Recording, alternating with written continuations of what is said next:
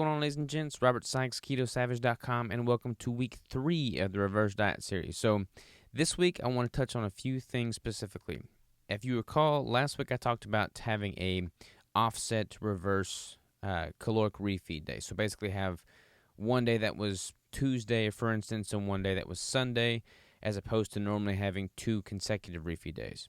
I didn't wind up doing that last week, but I decided to give that a try this week. So, lo and behold, what I decided to do was eat a bunch of food on Tuesday, which was the reverse, which was the refeed day, and then I also had a refeed day later in the week. However, I got a little too aggressive with the reverse or with the refeed on Tuesday, and here's why. I didn't originally plan on Tuesday being the day. It just kind of like fell into that way. So I had already eaten all of my prepped meal that day because I had planned on not having the refeed that day, which means I'd also had all my sodium for that day. So I had pre-measured out my sodium for that day. I had 12 grams of salt, which I think equated to like 6,000 or 7,000 milligrams of sodium. And then after that was consumed, since I eat and train in the morning, after all that was done, then I decided to go ahead and have the refeed that day. And lo and behold, I ate a bunch of really high sodium-based foods, a lot of salty foods. I had those freeze-dried ribeye steaks that Keto Explorer makes. I had like 2 bags of those, which are super high in sodium. And then I also had several bags of the Keto Farms little Keto Trail snack mix, which is also very high in sodium. So my sodium for the day wound up being like 3x what it normally is. I'm normally around 6,000 milligrams. I was north of 20,000 milligrams.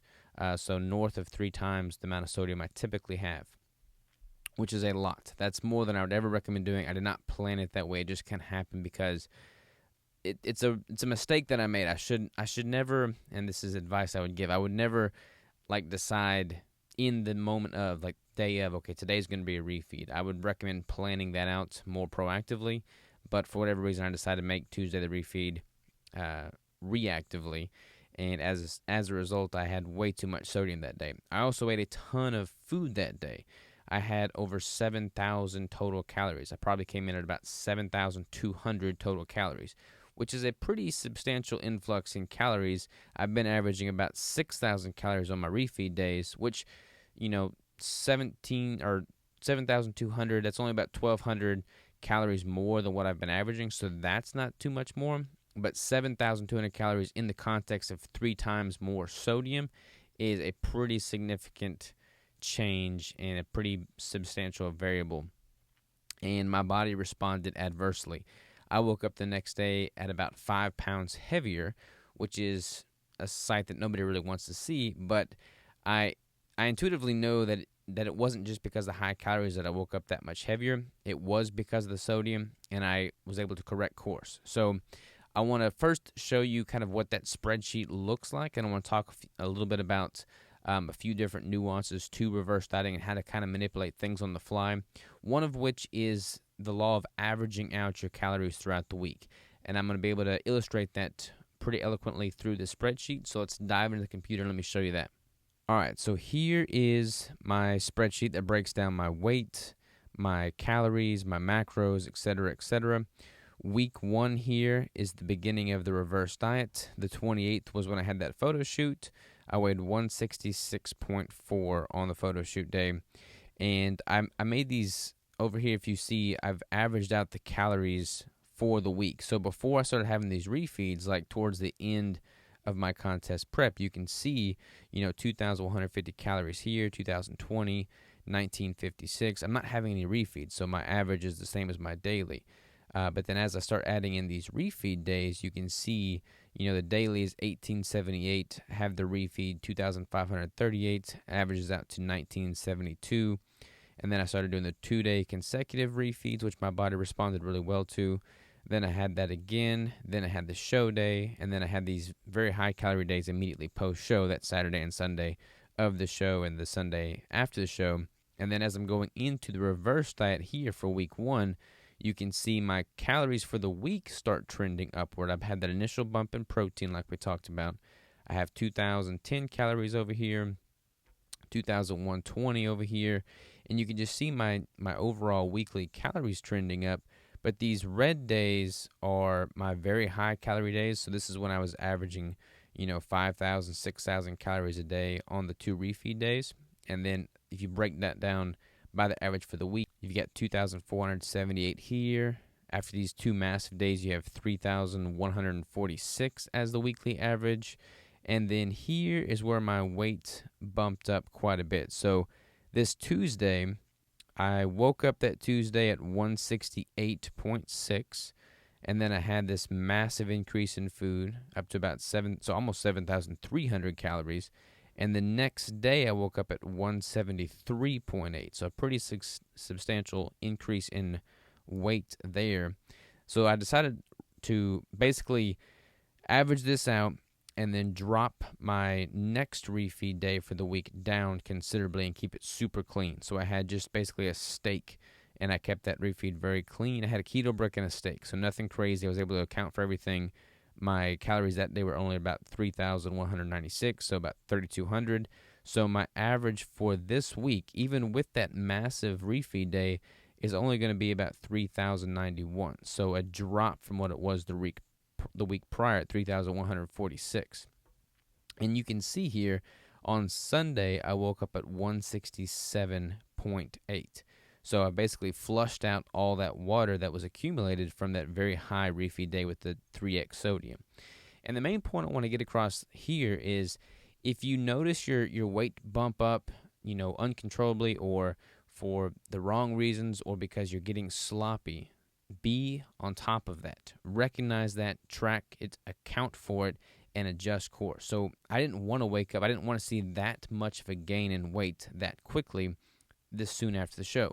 So I reeled it back a little bit. I dropped the calories. The average for the week went down a little bit, and I'm able to clean that up. And that is very, very important. Like, you are in control here. Don't let yourself be subjected to, emotional eating with no plan, because then you will go off the rails and things will get messy. So be honest with yourself, be self-aware, look at the numbers, and adjust accordingly. And as far as sodium's concerned, this is why it's so incredibly important to track your sodium going into a contest prep, especially there at the latter half when you're getting ready for the show day, and then even when you go into the reverse diet, because a lot of the foods you're going to be reverse dieting with are going to likely be higher in sodium. So track that, account for that, and make sure you're staying on top of your hydration needs and your water needs. Hydration needs and sodium needs, rather. That way you don't see any crazy fluctuations. And that's the main point I wanted to kind of bring to your attention with regard to the reverse diet for week 3. Main thing is you can kind of start to look at the averages for the week when you go into reverse dieting. I wouldn't necessarily recommend doing this during the contest prep. I think doing things on a day-to-day basis rather than a weekly average is much better as you're gearing up and trying to peak for a show. But when you're coming out of that and you're doing a reverse, you can kind of be a little bit more lax, but then actually look at the averages and kind of make sure you're trending in the right direction over a little bit longer period of time, the wider window of like the week. So that's what I'd recommend there. That's the main point I wanted to get across here. And now let's go ahead and dive into the vlog portion of this week 3 reverse diet segment. So see you next week. All right, y'all. So as I mentioned earlier, the date night refeed this week is going to be a little bit different. I had a whole bunch of food earlier in the week. Today we're keeping it super clean. I had one keto brick earlier today after training. We've been up in Northwest Arkansas looking at some business opportunities, and now we're going to go get a steak. So before we get that steak, I want to show you our Airbnb. Crystal booked us a tiny home Airbnb made out of a shipping container. Check this thing out. What do you think, babe? I don't know how to open it. You don't know how to open it? Nope. There it is. It looks great from the outside, though, huh? Mm-hmm. Looks fun. Massive. I think our vehicle's bigger than the house. Finally got it open. Finally got it open. What we got, baby? This is so fun. Check out the door. This is a queen-size bed. Queen-size bed. Nice. And a little seating area. Seating area. Little bookshelf, TV. Oh my gosh, I love this. There's a little kitchen, there's a mini oven and a microwave, and then this is a cool part. What is it? Bathroom. Bathroom? Cool. I love this. Hey, you guys have been with us. We went and stayed at one, that bird one, right? Yeah, the birdhouse. Yeah, the birdhouse. The last time, where did we stay? We've stayed at a bunch of places. Yeah. The cool thing about traveling and doing an Airbnb is that you can get something that's unique each time. It's not going to a hotel room where you've always got like the beds in the same spot, the chairs in the same spot, the bathrooms all look the same. Like all the Airbnbs are unique. Oh, we had that other little tiny house with the little Oh yeah, little cabin, oven. tiny That house. was so cute. Yeah. So pretty cool. Now let's go get some steak.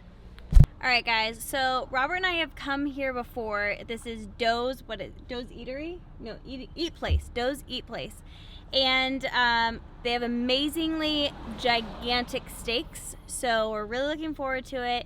The last time we came in here, we did not have any money. Robert took me out on a super nice date, and then we went and watched a play after this. So it's kind of sweet memories. I'm sad we can't eat inside, but we're going to take it back to the Airbnb with us and enjoy our delicious steaks.